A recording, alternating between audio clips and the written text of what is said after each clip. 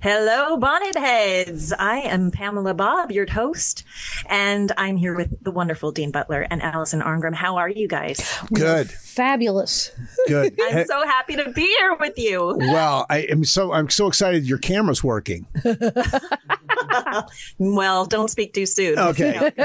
Yeah. So, it's been, when you're thinking about when I'm thinking about doing this program that we're all going to be doing together, and Pam, we are so excited that you are a part of this to help be the traffic cop for all this amongst me. Yeah, I mean, but it's unbelievable what's going on in Little House world right now.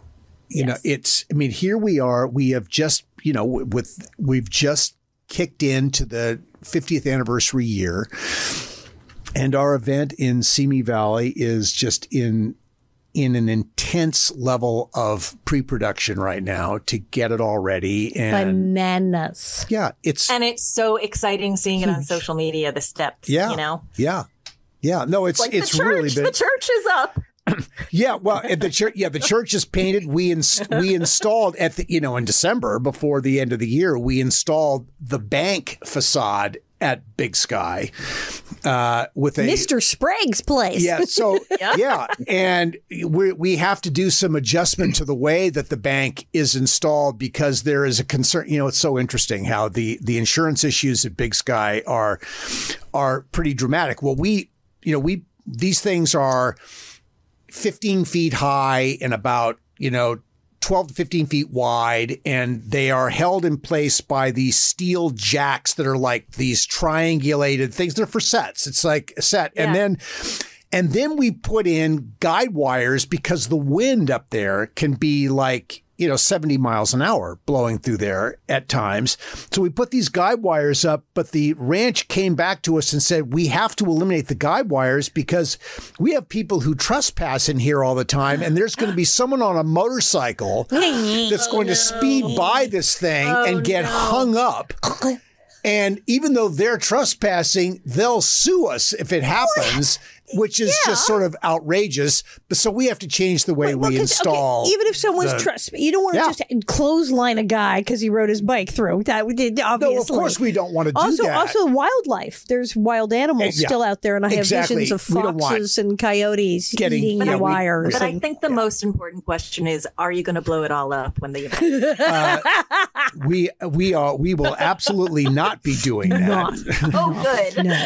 Yeah, we will not be doing bring that. them back up for the 60th anniversary. Yeah, there you go. Darn tootin'. No, that only happens once in a lifetime. Thank heavens. No, we're not blowing it up. This is the set that will never be blown up. Thank God.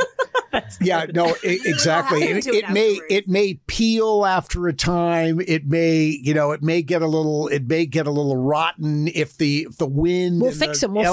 But we can fix it. We'll fix them. But yeah, I mean, I just think fans are going to, when they see in person, and people have seen photographs that Olin de la Paz, who's painting these things, he's a very gifted set painter and any kind of painting. This guy is incredible. But when you see it for real in person, it's like it suddenly looks three-dimensional. It's like, okay, if you step behind it, it's not. But as you're looking right at it, these things are amazing. I've seen like the church and the bank. They go, okay, I know. When the mercantile goes up or the hotel goes, I'm going to go. I've held it in, but I'm going to see the mercantile lose it. I am fully prepared to run down the hill with airplane hooks. Oh God, you can't. Yeah, stop no, me I think we're going to have to be restricting that because that's another insurance issue. Oh God, no, we'll do it after hours private. Okay, well that's just don't. Let's not have anyone from Girl, the you're going to sign a waiver. She's going to need to sign a waiver. Yeah, well, everyone is insured when they're there. So if anyone trips on we're not going to be installing any flowers with wires on the hill that people can trip on. If they trip, it's going to be because they trip on a gopher hole or on a stick or they, something. Well, but yeah. People come at your own risk. You heard it here. Yeah. Things. Exactly. And we're not going to push anyone down a hill into the pond. Just not. Just not even me. As we start this process, and this is just our second episode of doing this. One of the things that I think is fascinating to us is the origin story behind Little House. Absolutely. And with that, I will start to introduce our very special guest today. I'm not going to say his name quite yet. Yeah, please don't say his name yet. Okay, what I will say is from the studios of UBN Go in Burbank, California, this is the Little House 50 for 50 podcast.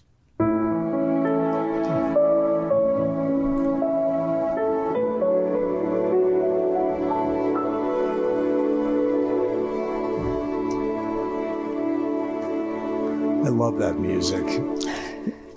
I mean, that is the most beautiful. I can't. The music, forget it. We'll have a whole episode on the music. We will actually. No, we will be doing that. We will be doing that. But, I'm just kidding. Go ahead. Yeah, go ahead. No, go on. No, you go ahead, because I have a tendency to want to jump in. So you're the wrangler. He'll talk all day. I will and take so that will torch I. and run with it. Well, during these early episodes of our podcast, we're going to explore the early origins of Little House. And Dean and Allison, what did you know about Little House before you started starring in the show? Clueless. Absolutely nothing. Nothing. I had not read the books. I know. I was a deprived child. I did not read the Little House books. And I had no idea that there was a Nellie Olson or what a Nellie Olson was. I didn't know. That's why when I read for the parts of Laura and Mary, and I was like, I think I'd read for something on the Waltons. It was like all that kind of stuff. That's just so wrong. That was so bad. That would be so bad. Horrible. So, it was the search for Scarlett O'Hara for 9-year-olds. They saw everybody. So they thank God they make the pilot with the two girls. And I'm like, well, that's done. Like, they hired these two people and they got the job, and it's great. And thank God it's not me, because I would be so wrong. And I go on with my life. And then months later, it's okay, now it's time to do the show. So they got to cast the 10. Now they got to go get Miss Beadle and Doc Baker and and Nellie Olson. And so unbeknownst to me, they're getting Richard and Catherine. All this is happening. And then I'm told, come down to Paramount and read. And I'm like, read for what? And I did that. I have no clue. And I get there and I get the page. Like I said, clueless. Did not read the books. Did not hear. Did not do Nellie who. Nothing. And they didn't even say you're reading for the bad girl. Nothing. Cold. Read ice cold here. And I, of course, jaded 12-year-old, I start reading it. And that's when I turned to my father, who had been through 8 million auditions by this time with me. And I said, this is not a normal part. And he said, what do you mean? And I said, this girl's a total, I guess I can say it on our podcast. I said, this girl's a total bitch. My father said, excuse me, what? And I said, well, I read it for him. And he started laughing hysterically because it was my home thing.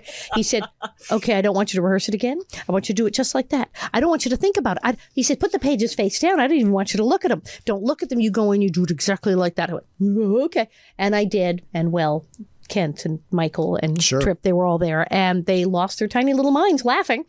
Of course they did, because there wasn't a single other person on the entire planet that could have done it. I was cast. They asked me to do my home speech again because they wanted to see if it was humanly possible. They went, just think about the house again. And then I was cast on the spot. I had the job. I got home, and the agent was on the phone. Wardrobe fitting is Tuesday. It was over. Wow. Yeah. But I still had no idea. Oh wow, I'm the villain. Wait, what's happening? Who are these people? What? And then did you read? Yes, immediately went out and got the books and was excited to see that the drawing of Nellie Olson in Town Party Country Party completely looked like me. And I was like, okay, that's spooky and weird and creepy because the drawing completely looks like me. It's like upturned nose thing. I was like, that's weird. And so then I read them and went, oh, okay, I see. I get it. Oh, yeah, far out. And we were off to the races. And Dean, what about you? Yeah, and I had, like Allison, I had absolutely zero knowledge of Little House before seeing it on television. I'd never heard of the books. I didn't know they existed. I knew nothing about Laura Ingalls Wilder. I knew nothing about any of it. Families have different things that they read, and we read the Rudyard Kipling Just So stories, and we read, we read, my grandfather read the Mother West Wind stories to us, and he read the Goops to us, and he read, Your family was fancy. Good stuff. These kinds of things. It was not just, Little House was not part of my growing up experience. So when I started seeing it on television, and this was 5 years before I was ever a part of it. When I started seeing it on television, I thought, well, this is obviously not designed for me.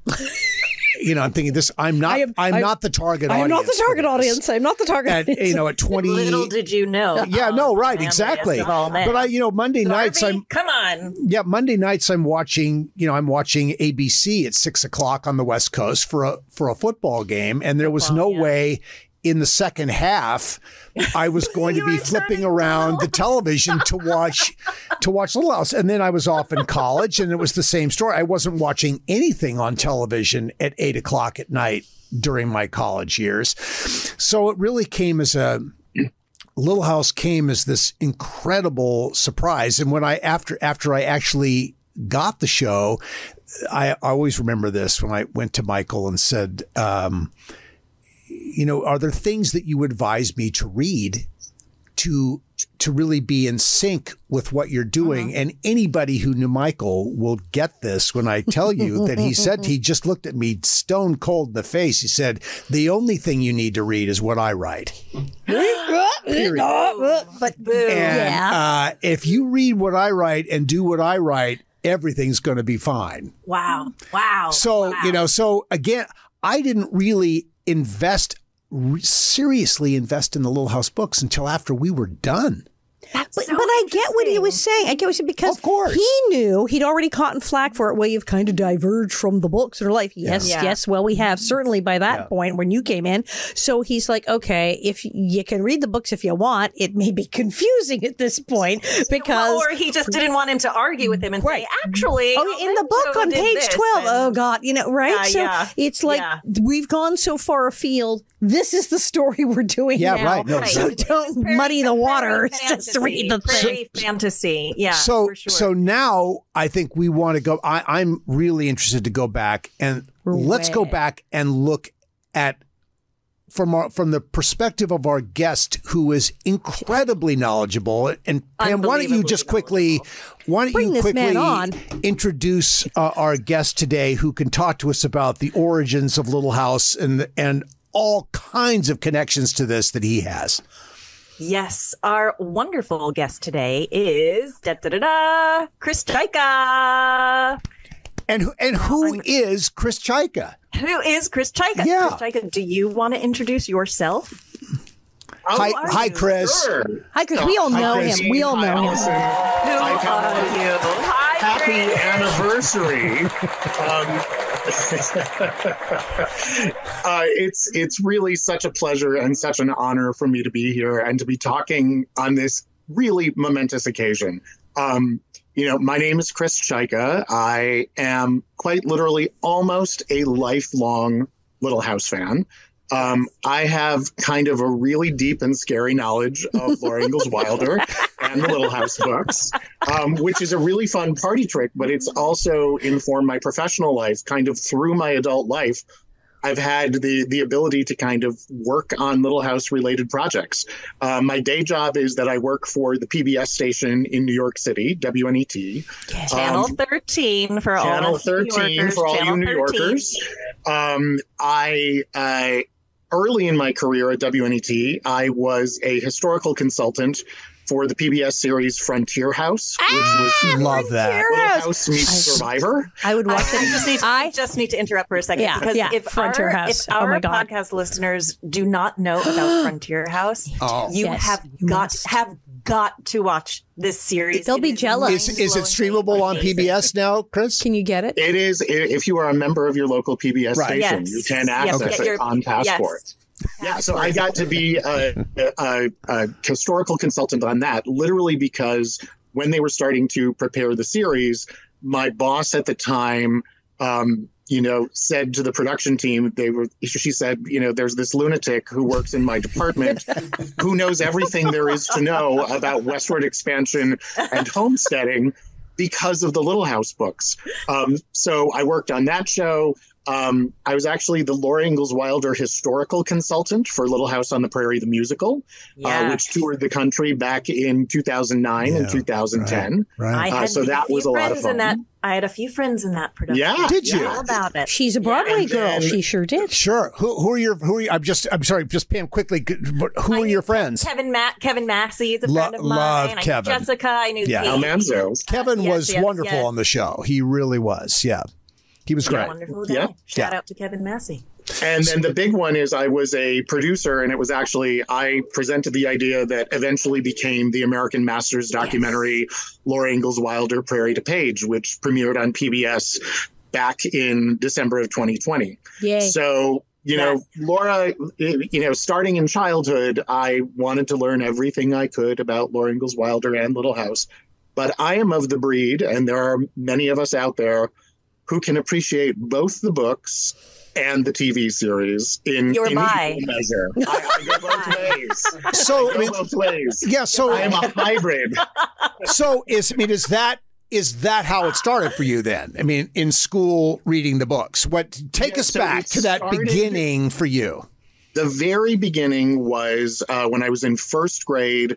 There was an excerpt from Little House in the Big Woods in my reading textbook. Yes. And it was the Two Big Bears Two Big Bears chapter of Little House in the Big Woods, when Laura and Ma go out to feed the cow and Ma inadvertently slaps a bear. Ma slaps a bear. It's a great story. The Ma slaps a bear story in Big Woods. I love the Ma slaps a bear story. So that was in Ma first really grade slapped a bear? She didn't mean to. Yeah, they went out. She didn't know it was a bear. I know I've read this. I just don't remember the specifics of Ma slapping the bear. That's a gutsy thing to do. It could have been a great episode. If We should have done just brought in Gentle Ben. But that chapter was my first exposure, and I thought that was an interesting story and a lot of fun. But then when I was in second grade, my second grade teacher pulled a couple of us out and gave us a special reading assignment to read one of the Little House books in its entirety. And I read Little Town and the Prairie. And apparently I was a dense child because I did not make the connection yet between the Little House books and this thing that was on television called Little House on the Prairie. So I'm sorry. So Chris, how old are you? Right now? Yeah, right now. I am 52. A mere child. So I was a wee child. Yeah, right. My family went on vacation, and we were staying with friends of my mother's. And the daughter of that family was watching Little House. And I remember exactly what episode it was. It was To Live in Fear. Mary gets kicked in the stomach by the horse. And then chaos ensues. Yes. And as I was watching that series, I was like, wait a minute. Charles, Caroline, Mary, Laura. Suddenly I was like, oh, this is those books. So from that moment on, and that was again when I was February of second grade, I started watching the series and then, watched it. And at that point, back in the day, it was on several times a day, including on primetime. So, there was a period of time, when I was in fourth, fifth, sixth grade, where if one chose to, one could watch Little House, 3 times during the afternoon, and then you could watch it still in prime time. It was awesome. So you wouldn't have possibly been someone that watched I it 3 couldn't have been times doing and that. then prime time. Right. So Chris, so how was it for you? Because here you've read the book. Suddenly, these character names, you're connecting with these character names, but they're not necessarily doing what they did in the book. How did you deal with that, or was just this is another aspect of all this? But what did you think? As I had read all the books, I read all the books very, very quickly and rapidly, and then started rereading them. And the TV show always existed as a companion thing. Good. It was very clear that it was like, this is inspired by, this is adjacent to, but this is not necessarily a faithful adaptation. And I think by that point, I was savvy enough that I knew that sometimes when people made movies or TV shows out of books, they change things. So sometimes you break a rib and have to take off your shirt. Exactly. That's just what it is. But this is a much more healthy attitude, because we hear from people who are like war, the book people and the show people who are just ready to strangle each other over the show. It's not like the books, and the books aren't like the show. The show's more exciting. And they fight about this. People fight about this. But that makes sense, really, to say, well, the books are the books and the show's the show. It's like, I don't know, I guess it's like Star Wars. You have the games and you have the comic books and you have the show and you have the cartoon, and it's all canon. You look at something like The Wizard of Oz. The Wizard of Oz, the novel, is extremely different from the very, very, very popular film. Read it on Facebook. Yes, it's completely different than the movie. Wizard of Oz is completely different than the movie. Totally. Yeah. And let's face it, we go on TV to see Michael Landon with the broken rib. Yeah, no, we're not getting that from the book. Pam, you continually come back to that.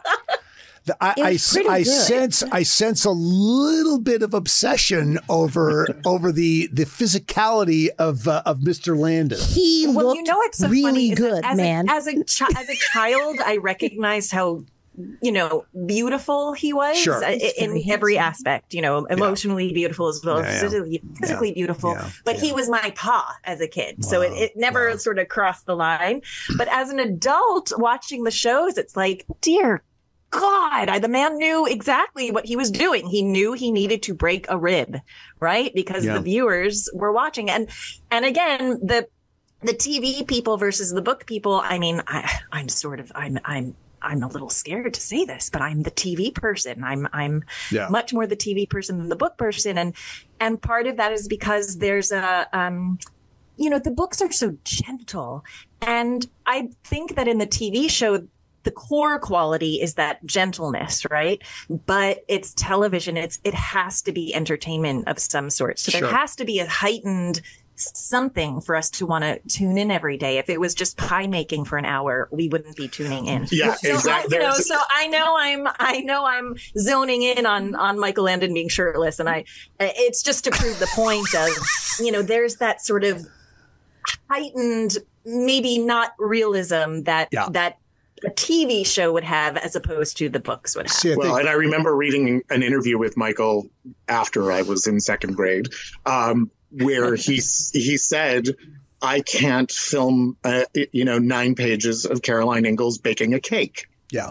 And you can't film 9 pages of someone building a door. Right. Those are the sorts of things that are in the books. But we can talk more about books versus TV. Well, I think it'd be fun to just, you mentioned Prairie to Page and that you carried this idea in.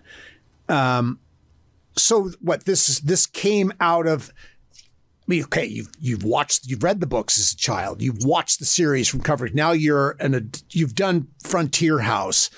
I guess at that point, you've also done the musical. You've been involved in the musical at that point. You're way in. So you're all the way in. So now take us to that thought. What was the trigger event? Yes. I can tell you exactly what the trigger event was. In 2018, someone, Allison and Dean, that Mr. William Anderson. Yes. He published a book, or there was a book published called The Selected Letters of Laura Ingalls Wilder. Yes. Which is a great book, really provides a lot of insight into Laura and Rose. But in that book, when it was published in 2018, there was a line where Bill Anderson said, essentially, this is it. There are no more words left to print. Everything that Laura Ingalls Wilder created that would be of interest to her readers is now out there in the world. That was around the same time that Laura's previously unpublished memoir, Pioneer Girl, was being published. And that was the moment where I was kind of like, okay, the memoir is coming out. There's nothing left to print. It now makes sense for us to think about producing a documentary. So I went off to the producers of American Masters, the biography series on PBS. And the first conversation I had with them, I gave them a list of statistics. I did not tell them who I was proposing we should do a film about. I just, it was statistics like, these books have been in publication for 80 years. There was a television show based on the books that's been on the air nonstop for whatever it was at that point, 45 years. Just all of these statistics related to the longevity and the popularity of Little House. And the producers read those statistics and they were like, oh my gosh, who is this? And I said, Laura Ingalls Wilder. And they were like, oh, well, we should totally make this film. Yes. So then began the PBS process of raising the money to produce the film and getting the film pulled together. And it was quite a process, which was made. We had our own Little House style trials and travails because when we were halfway through filming, the pandemic hit. Wow. So libraries shut down, museums shut down, archives shut down. We couldn't go film people in person anymore. Yeah, right. So we sort of had to navigate all that while we were completing the film. And thankfully, I am not by trade a documentary filmmaker, but I was working with this very, very accomplished filmmaker, Mary Murphy, who was our writer and director, and she sort of wrangled us all, and we went through the hardships of producing a film with the world shut down. Yeah, and all in your own homes. Very well received and very popular. I'm sorry, what was that? I was going to say, and you were all, I am assuming, in your own homes. You weren't even together. We were in our own homes. We had done a lot of the location shooting earlier. I think I interviewed Allison and Dean in the back room of the church in Walnut Grove. Walnut Grove, that's right. In 2019. Right. But then we ended up doing crazy things like, directing a drone operator on FaceTime while the drone operator was flying a drone down Plum Creek in Minnesota. So it was definitely a very interesting production process. The fact that you could even get an internet signal to do a FaceTime call at Plum Creek in Walnut Grove, Minnesota is the most amazing part of that story. Yeah, right. I don't know how you even get a signal there. I mean, you are in Walnut Grove. For those who haven't been there, you are out in the middle of nowhere. It's pretty, but wilderness. Well, and where Plum Creek is, they have a field that they've wildflowers that would have grown there in the 1800s in Laura's time. I mean, it is the whole wilderness thing, preservation deal. I was just revisiting the documentary last night, knowing that we were going to be talking today. And I mean, I loved it so much when it came out. And it also, by the way, came out during the pandemic, didn't it? Yep. Yeah. And it was such a comfort. It was such a comfort to see that documentary. Yeah. Well, and Laura had a renaissance, as they say, during the pandemic. Yeah. I mean, it was uncanny while we were in production on the film. Just during lockdown, how there was just this nonstop cadence of references to the books and the TV series. And, if they could get through this, that we can get through this. So it was very well timed, despite it being, a global disaster. Well, I was reading the books live. I went back because I said, well, I'm stuck at home and everything I'm doing is canceled. And I said, I'll go back and read the books. And then I said, well, everybody else is stuck at home too. Hey. And so I said, hi, are you all bored? Great. Here, I'm going to read Little House in the Big Woods, page 1, chapter 1. And I read all the books, and people went whole thing nuts twice. Twice for 2 years. People were talking endlessly on the news, on talk shows. Little House on the Prairie, this, back when they had to grind their own wheat. We had an episode called Plague and an episode called Quarantine. It's hello. Snoop Dogg was posting about Snoop Dogg. Snoop Dogg is in the Little House on the Prairie now. So the second week of the pandemic, Good Morning America said, what books should you read while you're sitting at home bored? And one of the books they mentioned was The Long Winter by Laura Ingalls Wilder.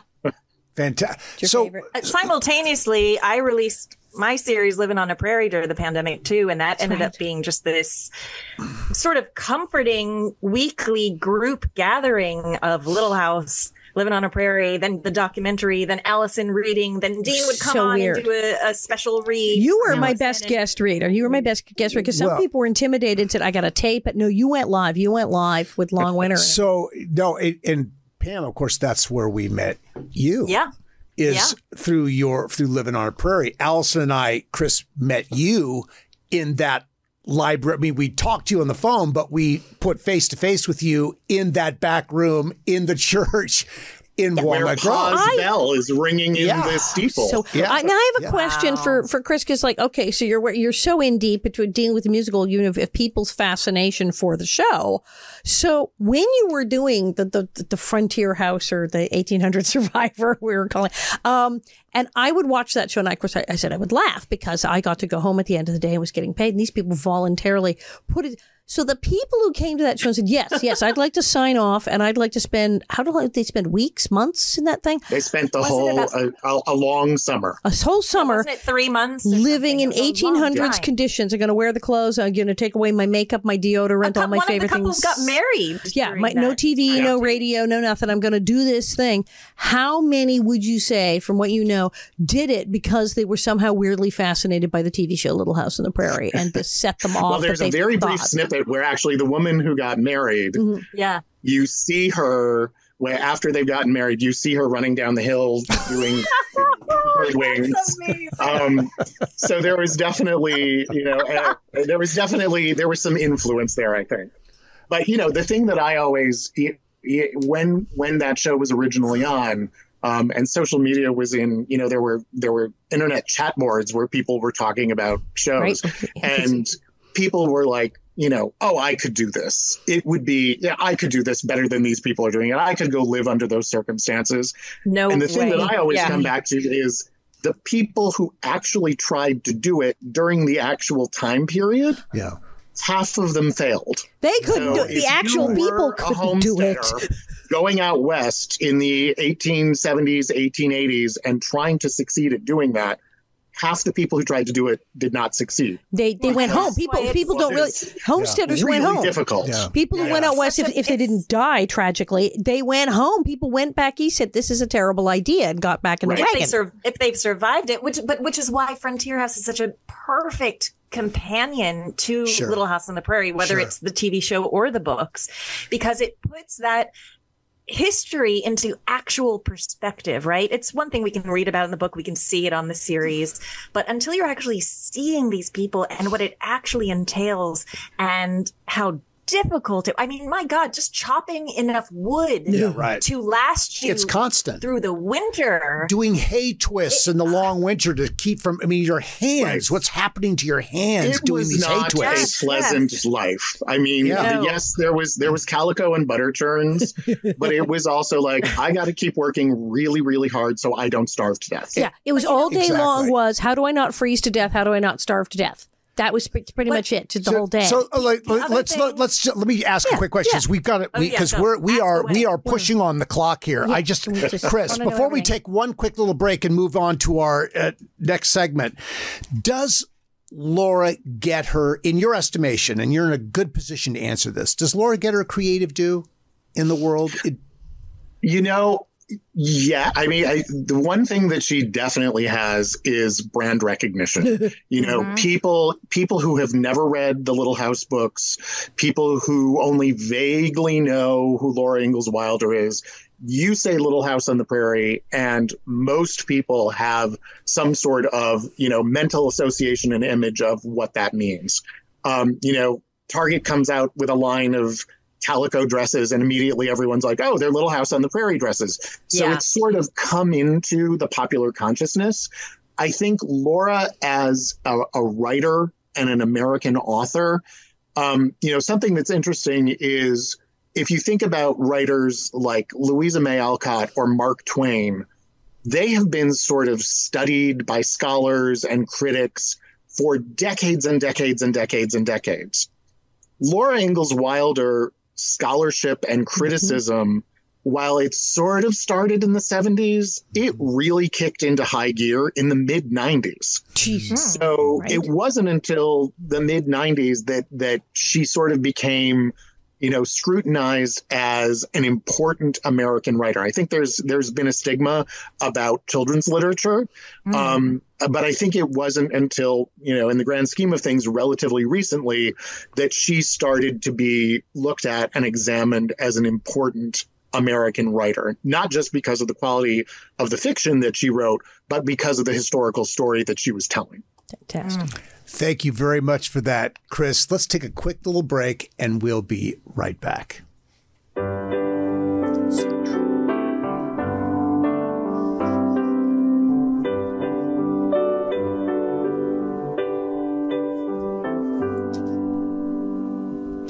So, Chris, let's get this out of the way. If you had to name 5 episodes of the series that you really like, what speaks to you? What, remember, would you like 20? you're sitting in front of Allison and Dean right now, so make it count, Chris. Would you like 20 or 30? I'd love 20 or 30, and I think if you'll come back 2 or 3 more times, we can go through all of them. But right now, let's talk about 3 or 4 that you really like. We're going to do buckets because I was thinking about there's one of the things that I really loved about the series, both in its original broadcast and in its many, many, many reruns, was that you never knew what you were going to get from week to week. That's true. You could get broad comedy. You could get gothic horror. You could get melodrama, romance. So I kind of have to, parse out in my head the different types of episodes. Yeah, and sometimes that music introducing the show, you think, oh, this is going to be a happy episode. And the next thing you know, someone is drowned. Yeah. And they're being kidnapped. Oh, David Rose, what a clever man. I mean, I think it is so funny that with non-fans, there is this perception of it's this sweet saccharine show, and it's like, oh no. Yeah. Terrible things were happening all the time. I told Allison and Dean, during the holidays, the Hallmark Channel did a marathon 24/7 leading up to Christmas. It was all day, all night, whenever you wanted, turn on the TV, see Little House. And I was like, this is fantastic. And then after a while, I said to them, I need a mental health break. This is very intense. Yeah. So, all right. So no, because we got to let Chris get this in. Which are the episodes? Which are the episodes? Because it's true. Okay. It's true. Number one, the pilot. Just because it. First of all, it hews really closely to the books. Yes, which is great. It did. But it also was just so exciting to see. Obviously, this was when the characters really came to life, and it's just there are so many pieces of the pilot that are gorgeous and so well done. Gorgeous, beautifully the Christmas scene with Mr. Edwards is beautiful. Great. There's that moment early on where Michael Landon climbs into the wagon and says, "Kansas, here we come," and the music swells and the wagon pulls away, and it is a great film, and it is so true to the heart of the Little House books that one always has a very special place in my heart. Yeah. Then we get to, if we think of buckets, I have to say, I know a lot of people really love Bunny, and I really love Bunny, but I'm going to propose another favorite kind of Nelly Evil episode. The music box. Yes. Yes. I don't think. Thank you. As far as pure, unadulterated Nelly Evil. Yes. Now, I refer to this episode as the episode where even I hate me. Because I'm really just unpleasant. It's not nice. I mean, let's make the stuttering girl do a tongue twister. That is a certain level of nastiness. But then also the dream sequences are hanging. We have a hanging. There's a hanging. Yeah, there's an executioner. There's the executioner's hood with the peppermint stick sticking out. Yeah, brilliant. so that for comic appeal and just the Laura Nelly rivalry music box is in that bucket. Thank you. Have to say one of my favorite episodes, always and forever, and I'm counting this as one, even though it's 2, is Back to School. Because it just, I literally remember flying off the sofa at my parents' house when I realized, oh my gosh, Eliza Jane and Almanzo, and I credit you guys for me saying Almanzo. Not Listen, my theory is for TV, it's Almanzo. For the books, it's Almanzo. That's my rule, and I'm going to stick with it. Yeah. But Back to School, I mean, how can you not love it? You've got, a mud fight. You've got the restaurant opening. You have got Catherine McGregor, who I swear, watching her is an acting masterclass. Yes, I mean, she was just so good, and particularly that episode. So it's a majestic. It's a majestic. That episode is just so much fun to work, and it was such a oh my gosh, how are they going to get from point A to point B? And suddenly, Eliza Jane is here. He has a ribbon. He has a ribbon. The man has a ribbon. And things are going in a big new direction. Right. Yeah. Then there's sort of the natural disaster bucket, or against nature bucket, and I've got tied for 2 there. Blizzard, Miss Beadle sending the kids home on Christmas Eve. Poor Miss Some of them make it, some of them don't. Yeah, that is a lot of fun. Well, not fun, but it's a lot. It's compelling television. It's a good story. It's a great episode. But as far as fun disasters, the camp out. Falling into the river and going down the rapids during the week. Almost actually drowning. Inadvertently caused a lot of drama. And then it ends with poison ivy and ha ha ha, wah wah wah, right. goofy music. Let's laugh at everyone having poison ivy. Skin but infections. I feel like a lot of episodes, no matter what the travesty that happened, someone died of the plague, but the last scene is always, we're going to be great again. Right. So, and then last but not least, I would say, the tornado episode, the Days of Sunshine, Days of Shadow, beautiful, which is oddly, episode. and that's one of the other things that's interesting is when the writers would randomly pull out these things that Laura Ingalls Wilder had written that weren't in the Little House books, like Days real of Sunshine, things. Days of Shadow is what she termed the early years of her marriage. Right. And while the episode is not, 100% historically accurate, it does a really good job of showing, just what they were up against. And a lot of it is true. And a lot of what they had to overcome is presented, spiritually faithfully to what actually happened to Laura Ingalls Wilder. Yeah. Thank you, Chris. That's very nice. We'll be right back. And you need to hit just... Oh, so it'll be old Dan Tucker? This is so Those much are fun. excellent choices. Stand by the way. Thank you. So we are wrapping up now? We are racing for the finish here. We are on a very short clock. So I'm just going to say, Chris, would you come back? Please. Oh, absolutely. At some point during our 50 for 50? Yeah. Okay. All right. Absolutely. Yeah. Because this is too problem. good. And I just also want to say, because the two of you are here, we are so excited that both of you are going to be in Simi Valley in March for the Little House of the Prairie 50th Anniversary Cast Reunion and Festival. You are both going to bring something so special to this. We are very excited. So for those of you listening to this, Chris and Pam are going to be sort of the ringmasters in the Little House Town Square tent, where we are going to be doing presentations and panels about all things Little House, and they will be leading different. Now, they don't know which panels they're leading yet, but it's going to be a surprise for all of us, but you're going to be great. I know you are. And they know their stuff. Yeah. And if you want to know more, if you're listening and you want to know more about our event, you can go to littlehousefestival.com and check that out. And I want to make sure before we say goodbye that our audience knows that our program is being brought to you in part by Visit Simi Valley in the city of Simi Valley. They have been incredible. This is a Herculean thing that they are doing to create this event for fans of Little House. There are people coming from 4 continents that will be traveling to Simi Valley. It's going to be a very, very exciting time. And I think we're there. I mean, we'll be back with more on another week with you, Chris, but I'm just jumping in here, Pam. We got to say goodbye. Oh, okay. I had too much fun. I hate saying goodbye. This goes by so quickly, but thank you everyone so much for joining us today. Chris, thank you so much. Absolutely. You should see our text messages about how excited we are about this Simi Valley event. It's insane.